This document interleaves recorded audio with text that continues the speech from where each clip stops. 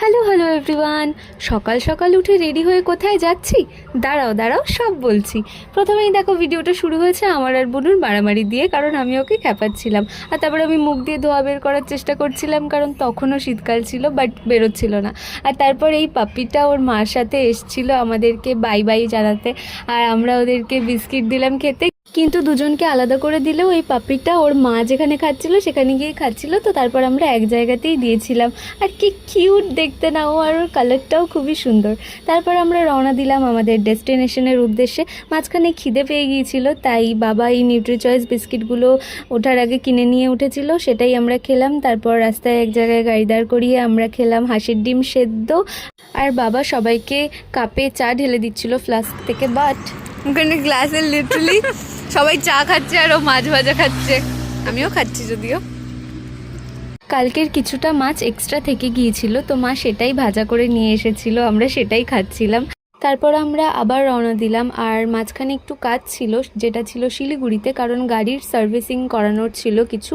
তো বাবা আর আঙ্কেল মিলে সেগুলোই করাচ্ছিল। তো আমি, মা আর বোনও ভাবলাম এতক্ষণ আমরা ফালতু বসে থেকে কী বা করবো, ওই জন্য আমরা একটা রিক্সা করে ওখান থেকে হংকং মার্কেট কাছেই ছিল, আমরা সেখানকার উদ্দেশ্যে রওনা দিলাম। আর টুকটাক অনেক কিছুই শপিং করেছি। আর ওখানে না একটা খুব কিউট দোকান ছিল, যেখান থেকে আমরা অনেক কিছু কিনেছি। আর ওই জিনিসগুলো প্রত্যেকটাই এত সুন্দর ছিল, এত কিউট ছিল, বাট ওখানে ভিডিও করা অ্যালাউ ছিল না, জন্য আমি সবটা ঠিক করে করতে পারিনি। তারপর আমরা হংকং মার্কেট থেকে একটা টোটো করে আবার ওই গ্যারেজটাতে পৌঁছলাম যেখানে গাড়িটা সার্ভিসিংয়ে দেওয়া ছিল। তারপর আবার রওনা দিলাম, আর আমরা ভেবেছিলাম যে সেবক হয়ে যাব।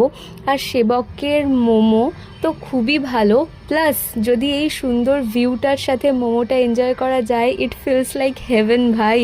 তারপর আমরা সেবক ব্রিজের ওপর দিয়েই রওনা দিলাম মালবাজারের উদ্দেশ্যে। মালবাজারে কেন যাচ্ছি, এই যে সেটা হলো তার রিজন। এই বিল্ডিংটা এখনও আন্ডার কনস্ট্রাকশন আছে, আর এখানে একটা ফ্ল্যাট নেওয়া হয়েছে আমাদের, যে ফ্ল্যাটটা আমি ভিডিওতে চেষ্টা করেছি কিছুটা দেখানোর, বাট যেহেতু এটা আন্ডার কনস্ট্রাকশন আর ইলেকট্রিকের কাজ এখনও কিছু হয়নি, ওই জন্য ফোনের ফ্ল্যাশ দিয়েই আমি যেইটুকু পেরেছি ভিডিও করেছি। পরের ভিডিওগুলোতে আরও সুন্দর করে সব কিছু আসছে, কমপ্লিট হয়ে যাওয়ার পরে কেমন লাগছে সেই সমস্ত কিছু আমি তোমাদেরকে দেখানোর চেষ্টা করব। তারপর আমরা পৌঁছলাম মালবাজার থেকে আবার লাটাগুড়িতে। আর সেখানে পৌঁছানোর পরেই তো খুবই টায়ার্ড লাগছিল, কারণ সারাদিন অনেকটাই জার্নি হয়েছে। আর এখানেও দেখো ওরা দুজন কি সুন্দর করে শুয়েছিল আমাদের সিঁড়িটাতে, আমাদেরকে ইনভাইট করছিল। আর এখানে একটা টুইস্ট আছে, এই যে বাচ্চাটা, ওর নাম কিন্তু সুইটি, ও ছেলে, বাট ওখানকার সবাই ওকে সুইটি বলে ডাকে, তাই আমরাও সুইটি বলেই ডাকছিলাম। তারপর আমরা সবাই মিলে ডিনার করলাম, and that is it. Okay, bye, see you in the next blog.